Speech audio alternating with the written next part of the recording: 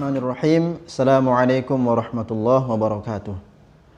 Alhamdulillah, alhamdulillah 'allamal Qur'an, khalaqal insan, 'allamahul bayan. Asyhadu an la ilaha illallah wahdahu la syarikalah wa asyhadu anna Muhammadan 'abduhu wa rasuluh. Allahumma salli ala Muhammad wa ala alihi wa sahbihi ajma'in. Alhamdulillah, ayah bunda ananda yang hari ini berbahagia di bulan Ramadan. Kita perbanyak syukur kepada Allah Subhanahu wa taala.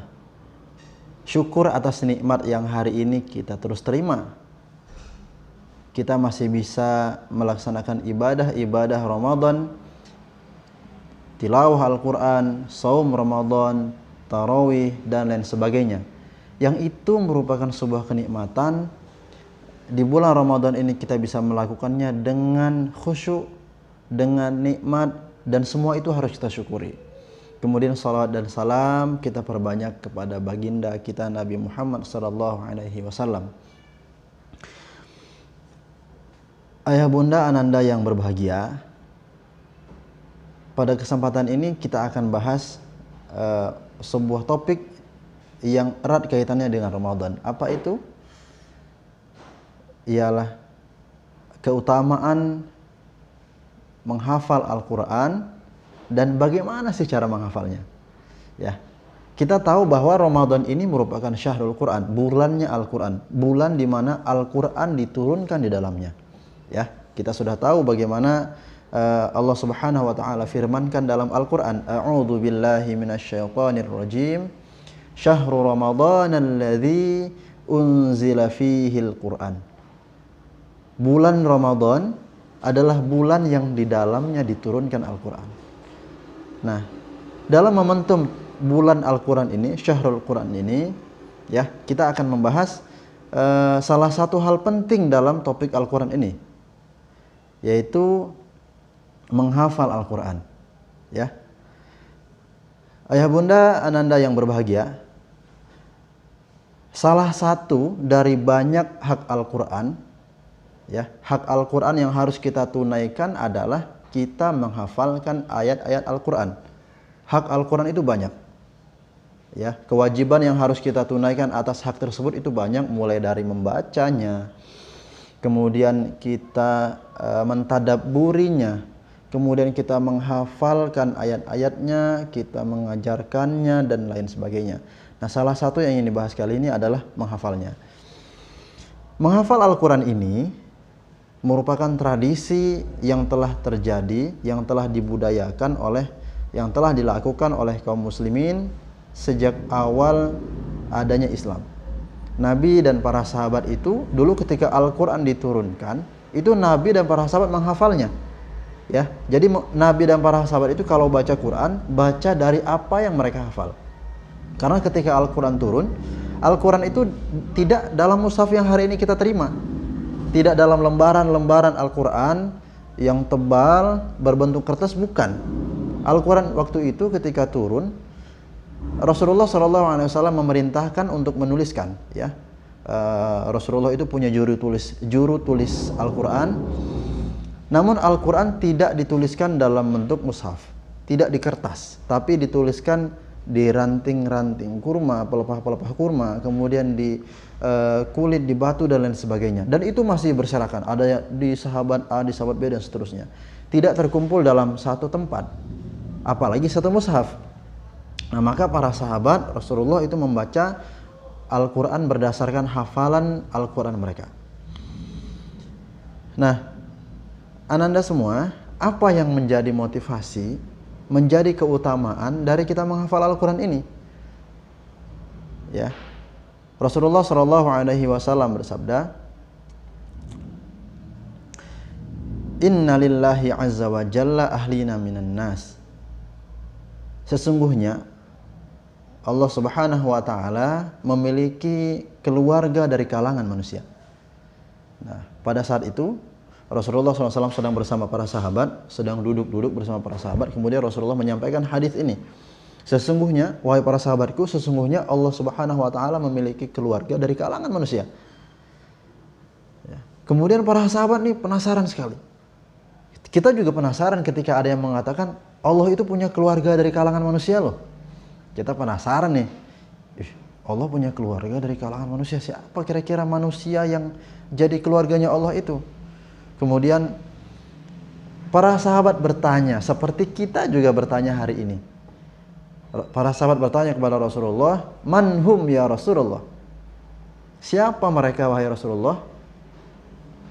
Kemudian Rasulullah Shallallahu Alaihi Wasallam menjawab, "Ahlul Quran hum ahlullah wa khassatuh."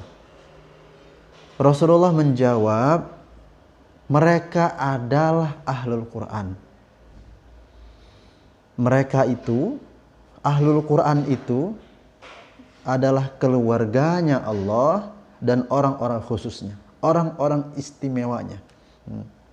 Ya, ayah bunda ananda yang dimuliakan Allah Subhanahu wa taala.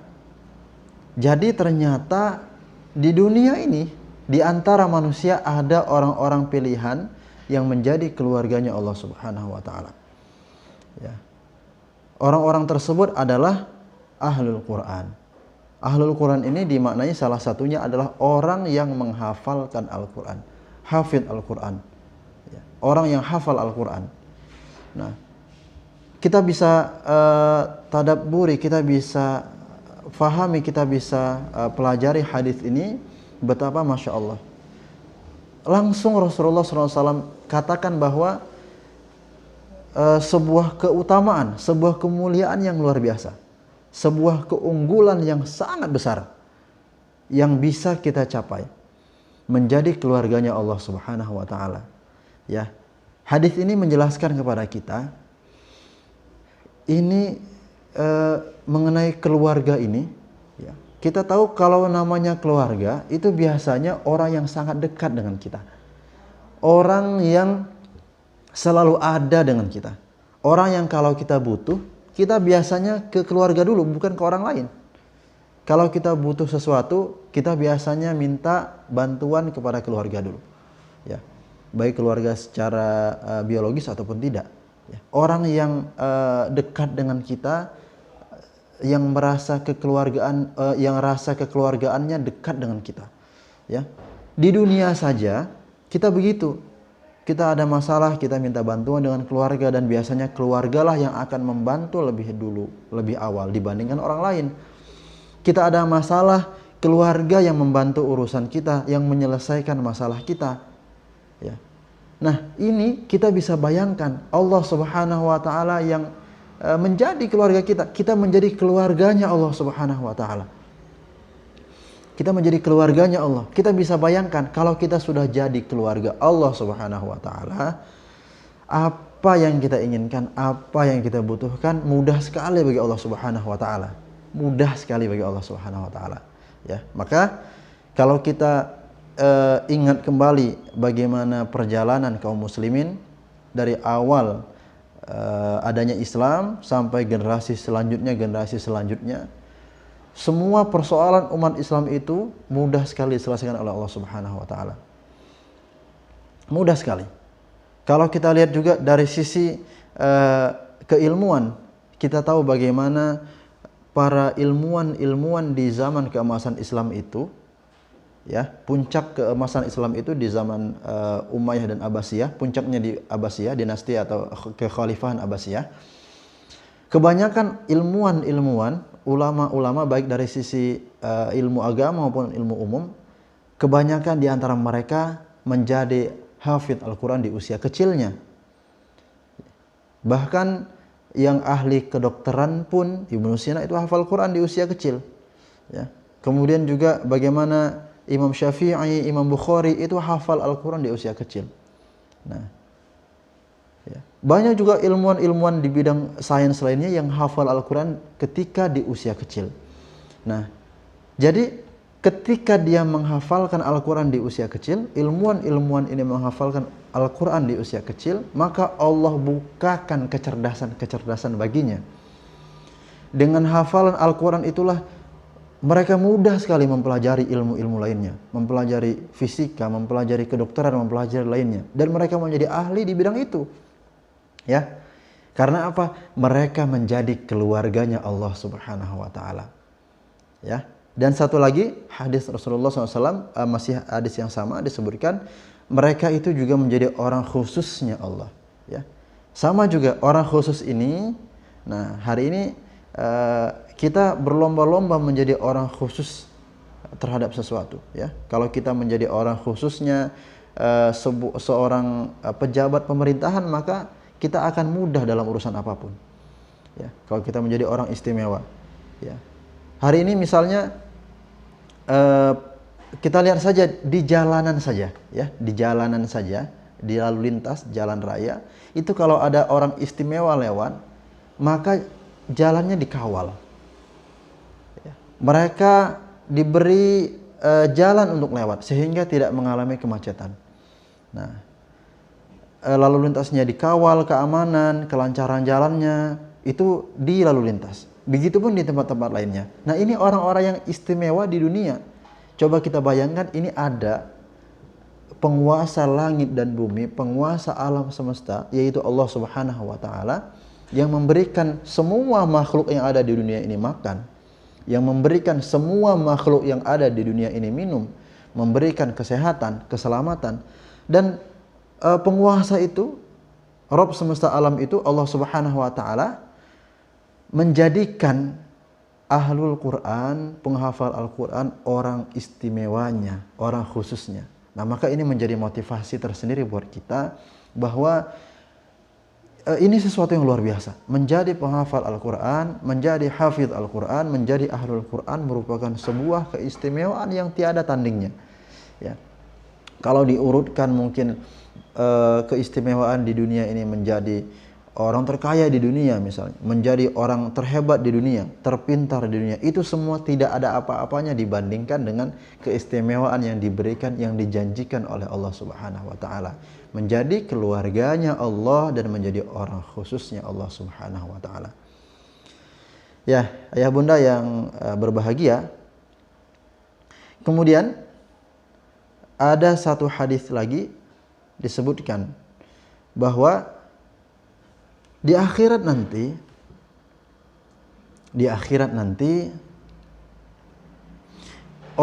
ada orang tua yang dipakaikan oleh Allah Subhanahu wa Ta'ala dari baju, dari jubah kehormatan, dipakaikan jubah kehormatan, dan juga mahkota yang sinarnya lebih terang, mahkota dari cahaya yang cahayanya lebih terang daripada matahari. Orang ini bertanya kepada Allah Subhanahu wa Ta'ala, wahai Allah, kenapa kami dipakaikan seperti ini? Dipakaikan jubah kehormatan, dipakaikan mahkota dari cahaya. Heran, ini bingung nih. Di saat semuanya ada yang mendapatkan azab, ada yang mendapatkan kenikmatan, dan ini ada orang mendapatkan kenikmatan dan kemuliaan yang sangat besar. Kemuliaan tersebut yang tidak diberikan kepada semua orang. Ya. Baju jubah kehormatan dan mahkota yang sangat terang, mahkota yang sangat mulia tersebut.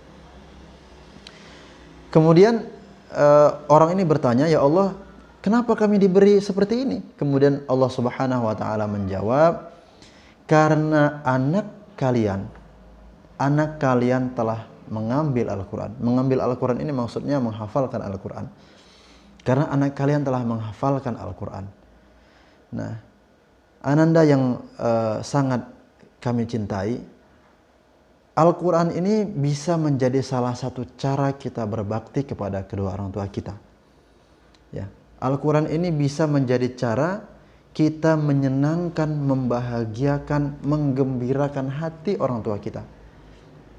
Ya, semua di antara kita pasti ingin menjadi anak yang berbakti. Ya, semua pasti pengen jadi berbakti kan? Pengen menyenangkan hati orang tua. Ada nggak yang pengen membuat hati orang tuanya sedih? Kayaknya nggak ada ya. Semuanya pengen orang tuanya senang, orang tuanya bahagia, orang tuanya bangga dengan kita. Semua anak ingin orang tuanya bangga dengan dia, menjadi anak kebanggaan. Bunda bangga banget punya anak kayak kamu. Ya, senang nggak kalau dengar orang tuanya bilang begitu? Ayah senang banget, bahagia banget, bangga banget punya anak kayak kamu. Senang nggak? Pasti kita senang. Nah, kita bahagia mendengar perkataan seperti itu. Kita telah membanggakan, membahagiakan orang tua kita. Nah, ini ada cara nih dari Allah Subhanahu wa taala. Rasulullah sampaikan kepada para sahabat, kepada kita semua bahwa ada salah satu cara untuk membahagiakan, cara menggembirakan, menyenangkan hati orang tua kita, berbakti kepada kedua orang tua kita. Salah satu caranya selain kita berbakti di dunia adalah dengan cara menjadi ahlul Quran. Kita menghafal Al-Quran, kita menghafalkan ayat-ayat Al-Quran satu demi satu, satu demi satu, satu demi satu, hingga Al-Quran 30 juz kita hafalkan. Kemudian di akhirat nanti Allah Subhanahu wa taala akan pakaikan jubah kehormatan, mahkota kemuliaan kepada kedua orang tua kita, yang membuat orang tua kita sangat mulia, orang tua kita sangat bangga dengan pemberian dari Allah Subhanahu wa taala tersebut. Karena apa? Karena kita sebagai anaknya menjadi penghafal Al-Qur'an. Ya. Mau menjadi penghafal Quran? Mau ya? Nah, menjadi penghafal Quran ini mulia sekali. Ya. Tadi hadis yang pertama menyebutkan bahwa ketika kita menjadi penghafal Quran, kehidupan kita dimudahkan oleh Allah Subhanahu wa taala. Belajar kita dimudahkan oleh Allah Subhanahu wa taala. Yang awalnya kita itu belajar sulit, karena Al-Quran yang kita hafal, belajar kita jadi mudah. Yang sebelumnya pertemanan kita dengan orang lain tidak baik, karena Al-Quran Allah baikkan pertemanan itu. Nah, begitu juga bagi orang yang kesulitan hidupnya, karena Al-Quran Allah mudahkan hidupnya. Nah, untuk urusan dunia Allah Subhanahu wa taala jamin kehidupannya karena Al-Quran yang dihafal. Kemudian yang kedua, Al-Quran ini menjadi salah satu cara kita untuk berbakti kepada Allah Subhanahu wa taala, berbakti kepada kedua orang tua kita. Ya. Al-Quran menjadi cara kita untuk berbakti kepada kedua orang tua kita nanti di akhirat. Kita berikan kemuliaan, kita banggakan, kita senangkan orang tua kita di akhirat. Ayah bunda ananda yang dimuliakan Allah Subhanahu wa taala. Untuk menjadi penghafal Quran ini ada beberapa cara yang bisa kita lakukan, ya.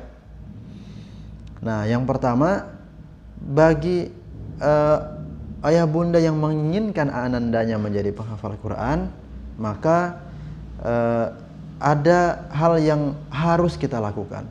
Salah satunya kita menjadi teladan bagi anak-anak kita.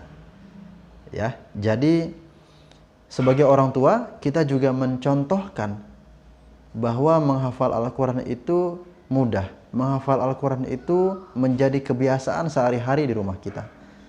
Selain kita menginginkan anak kita, ananda menjadi penghafal Quran, menghafal Al-Quran, kita juga mendampingi, kita juga menemani, kita juga mencontohkan menghafal Al-Quran. Ya. Nah, sehingga ananda akan menjadi memiliki teladan, memiliki contoh, memiliki panutan. Oh iya, menghafal Al-Quran ternyata mudah. Di rumah kita menghafal Al-Quran itu sudah menjadi kebiasaan, menjadi budaya di rumah. Nah, begitu. Karena apa? Karena ayahnya juga menghafal Quran. Walaupun seayat dua ayat, bundanya juga menghafal Al-Quran, maka yang lain juga insya Allah akan mengikuti. Kemudian bagaimana caranya? Bagaimana metodenya? Nah, ini yang juga tidak kalah penting, karena kita tidak cukup sekedar berhenti di tersemangat atau termotivasi. Kita tidak cukup sampai di, oh ya udah bagus nih, Masya Allah banget ngafal Quran itu, mulia sekali, luar biasa sekali. Yuklah kita ngafal Quran. Tapi gimana nih caranya? Nah, kan gitu ya. Kita nggak cukup berhenti di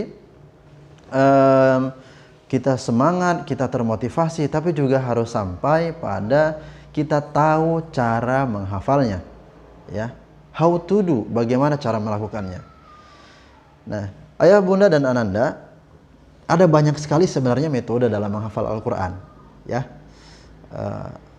kenapa bisa banyak? Karena metode ini nanti menyesuaikan dengan kemampuan, menyesuaikan dengan kenyamanan, kemudahan masing-masing orang. Metode-metode menghafal itu diantaranya misalnya ada metode sima'i. Ya, metode sima'i ini metode menghafal dengan cara mendengarkan. Ada sebagian orang yang lebih nyaman menghafal Al-Quran itu dengan cara mendengar.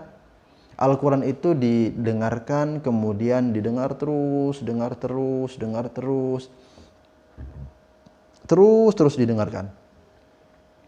Nah, bisa pakai audio Quran misalnya, atau dengan di handphone atau dimanapun begitu ya. Cuman kalau kita pakai audio Quran, audio yang memang isinya hanya Al-Quran, ya hari ini banyak dijual di pasaran juga. Nah itu membuat kita fokus. Kalau di handphone mungkin kita nanti sambil melihat apa dan lain-lain. Kalau audio Quran itu bisa menjadi teman kita dalam aktivitas apapun. Kita misalnya menjelang tidur, kita sedang beraktivitas dan lain-lain, kita bisa memutar, kita bisa mendengarkan audio Al-Quran. Al-Quran sebagai mendengarkan Al-Quran ini sebagai metode menghafal Al-Quran bisa dilakukan dengan cara mengulang-ulang ayat yang sama sampai kita merasa, oh ya kayaknya udah hafal nih gitu. Misal kita sedang menghafal surah An-Naba di juz 30. Kita sekarang atau di pekan ini pengen menghafal surah An-Naba, maka kita putar itu An-Naba terus-terusan. Pagi kita putar An-Naba, kita setting repeat ya, repeat per ayat atau per surah. Bisa per ayat, bisa per surah, nyamannya saja yang mana. Kalau mau di awal-awal boleh per surah dulu, kita repeat. Pagi kita putar An-Naba sampai berapa lama, An-Naba terus. Siang, sore, malam, lagi di jalan dan lain sebagainya, lagi di kendaraan dan lain sebagainya. Ya.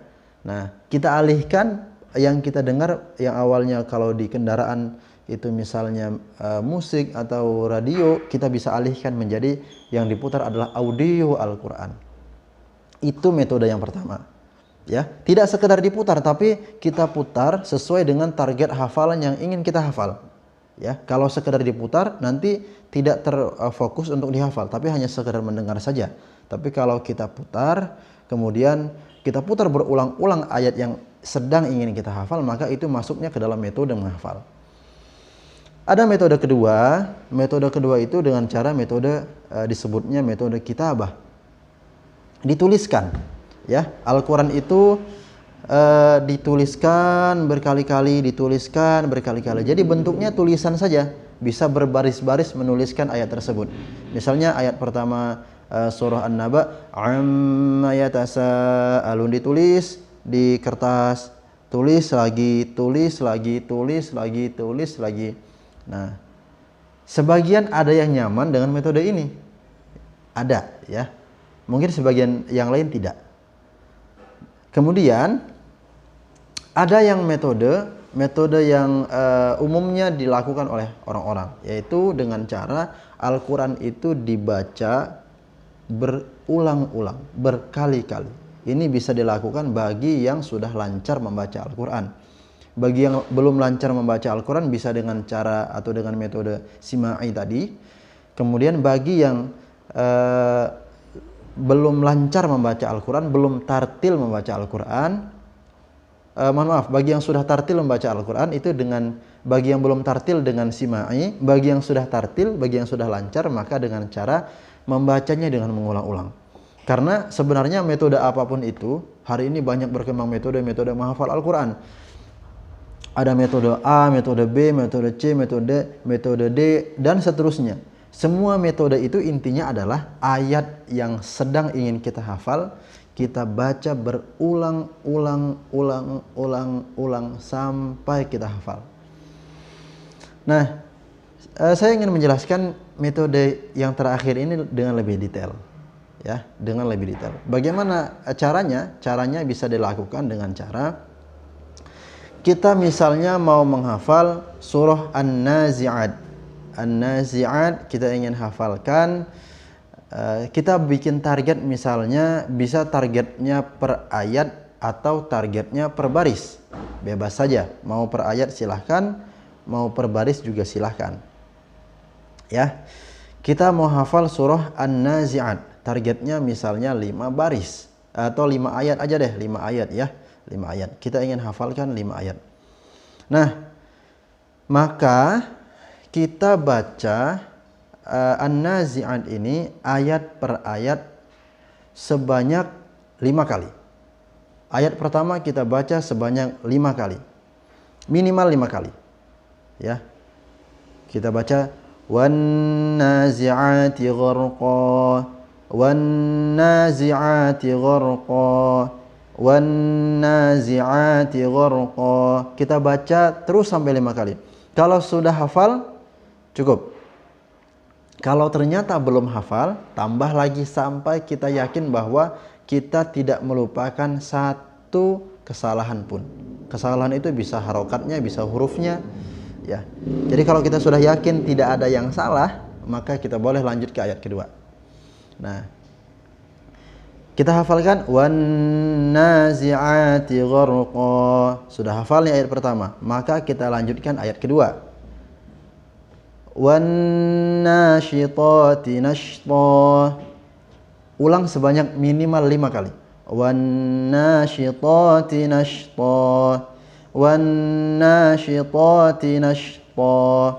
Sudah hafal, yakin hafal, maka berikutnya kita ulang dari ayat pertama dan ayat kedua. Ya. Ayat pertama dan ayat kedua. Kita tidak boleh lanjut ke ayat ketiga sebelum lancar ayat pertama dan kedua.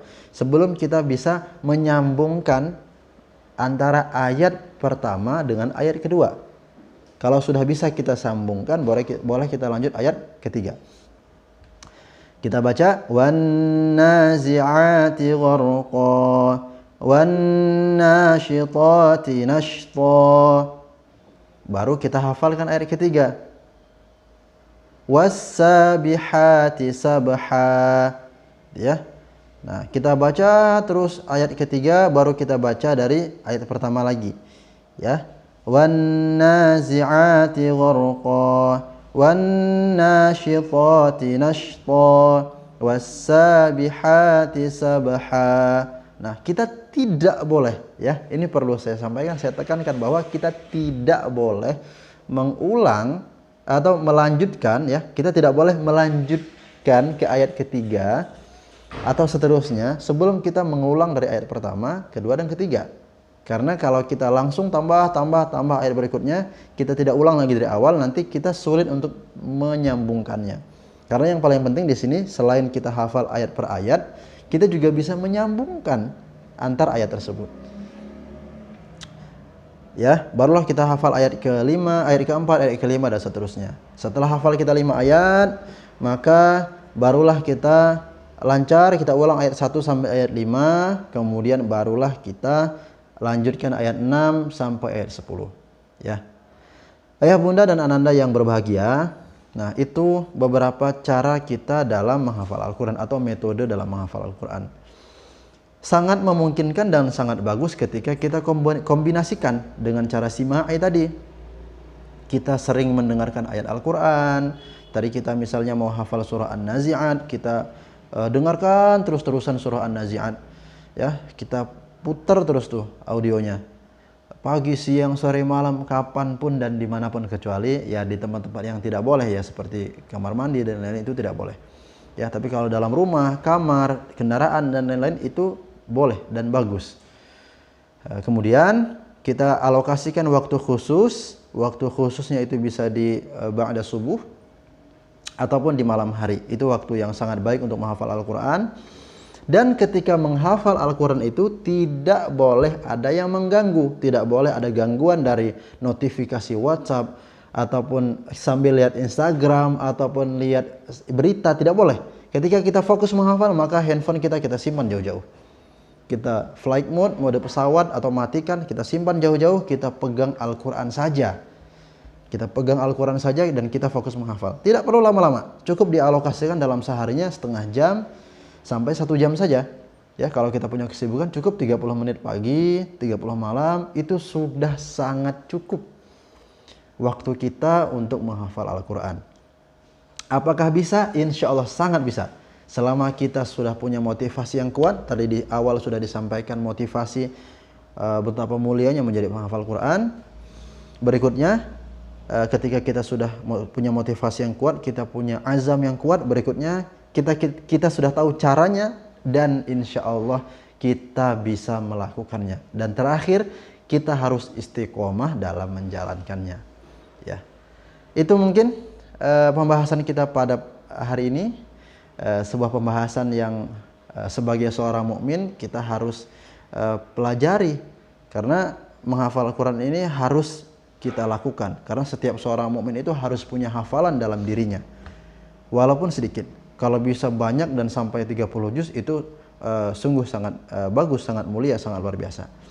Itu saja yang dapat disampaikan pada hari ini.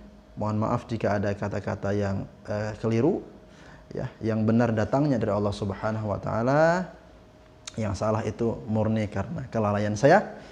Ya, kita sama-sama berdoa agar menjadi ahlul Quran. Allahumma ja'alna wa ahlana min ahlil Quran alladzina hum ahluka wa khassatuka ya rabbal alamin.